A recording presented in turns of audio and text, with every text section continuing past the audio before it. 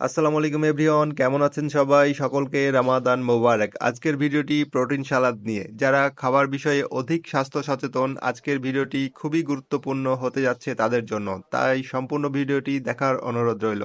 ইতিপূর্বেই protein সালাদের পোস্টে অনেকেই comment করে আবার ইনবক্সে জানতে চেয়েছিলেন আমার প্রোটিন সালাদে কি কি আইটেম দিয়ে আমি বানিয়ে খাই। আসলে এই রামাদান মাসে বাড়িতে থাকা বেশ কিছু আইটেম নিয়েই আপনি প্রোটিন সালাদ বানিয়ে নিতে পারেন। প্রথমেই দেখতে পাচ্ছেন বাড়িতে থাকা ধনেপাতা, শসা, গাজর, বাঁধাকপি ছোট ছোট করে কেটে মিক্সড করে নিচ্ছি। এরপরে নিয়ে নিচ্ছি 100 গ্রাম মতো কাবলি ছোলা, যেটা প্রায় 6 ঘন্টা মতো পানিতে ডুবিয়ে রেখেছিলাম। আমার কাছে প্রোটিন সালাদের মেন ইনগ্রিডিয়েন্টস এই ছোলাই মনে হয়, যেটা আবার বাজারে সব জায়গায় অ্যাভেলেবল থাকে না, আমাকে খুঁজে পেতে অনেক কষ্ট করতে হয়েছিল। আমি আবার একটু মিষ্টি পছন্দ করি, এই জন্য বাড়িতে থাকা কিশমিশ, বিট লবণ, সাদা লবণ মিক্সড করে নিই।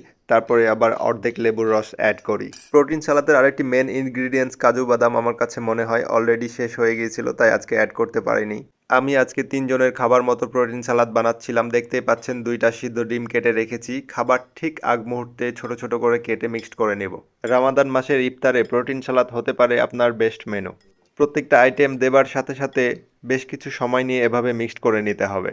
আমার ফেসবুক পরিবারে যারা একবার হলেও প্রোটিন সালাদ বানিয়ে খেয়েছেন অবশ্যই কমেন্ট করে জানাবেন। আর যারা এখনও ট্রাই করেননি, মাস্ট ট্রাই, অনেক রিফ্রেশিং একটা খাবার।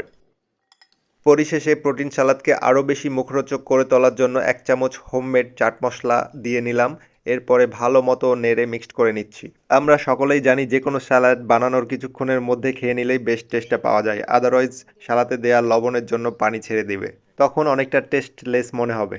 এখন দেখতে পাচ্ছেন আজকের বানানো আমার প্রোটিন সালাদের ফাইনাল লুক। আমার মতো অনেক ছেলের হাতেই রমাদান মাসে ইফতার সাজানোর দায়িত্বটা পড়ে, আমি বিষয়টা অনেক উপভোগ করি। আমার ফেসবুক পরিবারের ছেলে বন্ধুদের কার কার এমন দায়িত্ব পড়ে অবশ্যই কমেন্ট করে জানাবেন। আজকের ইফতারে আমার পছন্দের আরেকটি মজার আইটেম ছিল চিতই পিঠা আর ধনেপাতা চাটনি। সকলের সুস্বাস্থ্য কামনা করে ইফতার খাবার কিছু মুহূর্ত আপনাদের সাথে শেয়ার করে আজকের ভিডিওটি এখানে শেষ করছি। আসসালামু আলাইকুম।